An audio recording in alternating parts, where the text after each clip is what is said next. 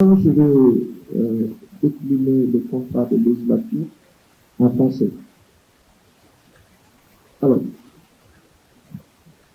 donc après vous avoir remercié de votre présence massive, nous sommes ici présents pour lancer, dans le cadre des législatives du 17 novembre 2024, la coalition du politique.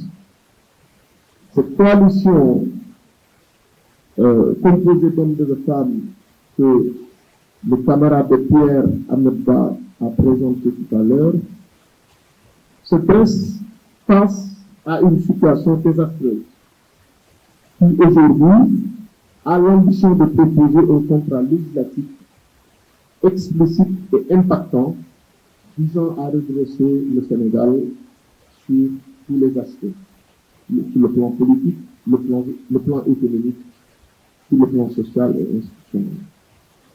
Le contrat de législature peut se résumer en 10 points.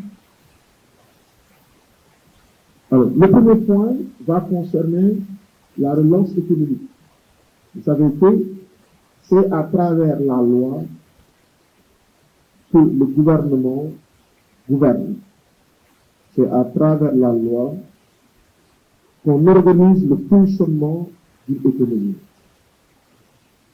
Alors, nous proposons dans ce contrat de législature de restaurer la confiance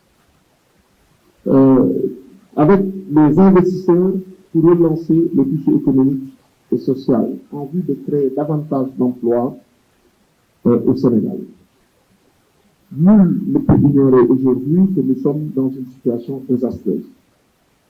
L'arrêt des chantiers sur la corniche, sur pas mal de sites à l'intérieur du pays, a plongé milliers de Sénégalais dans le désarroi et la précarité.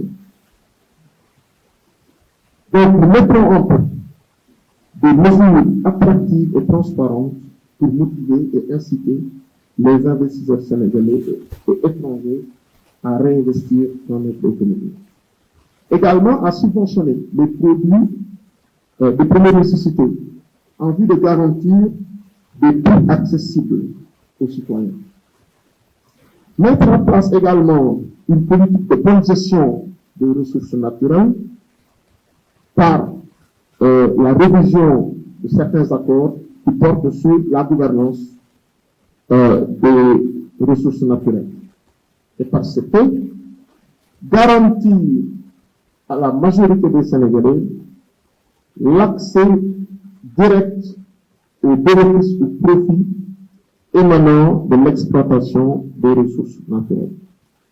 Et également, nous comptons par la loi créer une obligation de contribution au fonds de solidarité, c'est-à-dire imposer une contribution à toutes les grandes entreprises pour alimenter un fonds de solidarité nationale et soutenir les associations et ONG qui luttent contre la pauvreté avec des déductions fiscales à la clé.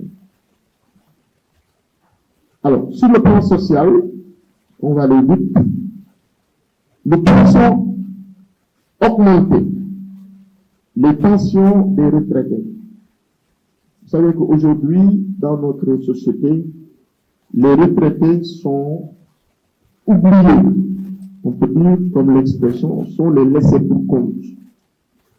Et pourtant, ce sont des Sénégalais qui ont travaillé, pour la plupart, durant toute leur vie.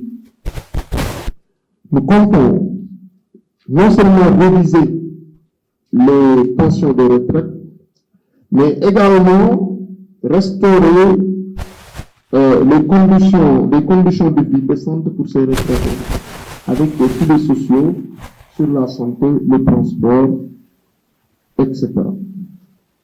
Également, harmoniser l'âge de départ à la retraite des fonctionnaires civils et militaires à 60 ans. Nous comptons également, dans ce contrat de législature, moderniser le secteur des transports en mettant en place un fonds à la disposition des acteurs tout en régularisant la profession de secteur de taxi, en les protégeant et en facilitant leur accès au financement. Alors, il y a également l'objectif dans ce contrat de législatif de créer un fonds national pour l'entrepreneuriat des jeunes. Donc aujourd'hui, avec tous les mécanismes de financement que vous pouvez citer, la terre, le 3FPT, le fonds GIP, les jeunes n'arrivent pas toujours à trouver les financements adéquats pour les projets. Et nous comptons par des innovations à travers le Fonds national pour l'entrepreneuriat des jeunes, appuyer les jeunes dans le financement d'initiatives entrepreneuriales pour relancer l'innovation. Également, concernant la laïcité, nous comptons encourager le dialogue interreligieux, promouvoir une politique de cohésion sociale par le biais d'un dialogue interreligieux fécond, afin de renforcer l'unité nationale tout en respectant les diversités culturelles et spirituelles.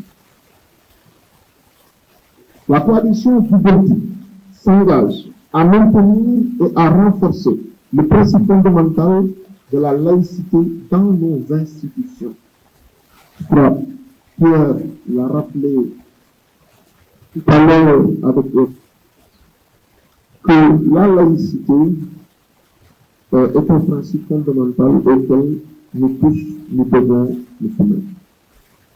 Également, un autre point dans le contrat de législatif, ce sont les réformes institutionnelles. Par réforme institutionnelle, vous savez que les institutions de la République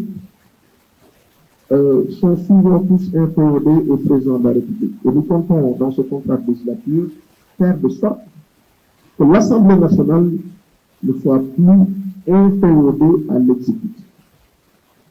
Nous souhaitons assemblée qui incarne pleinement ses prérogatives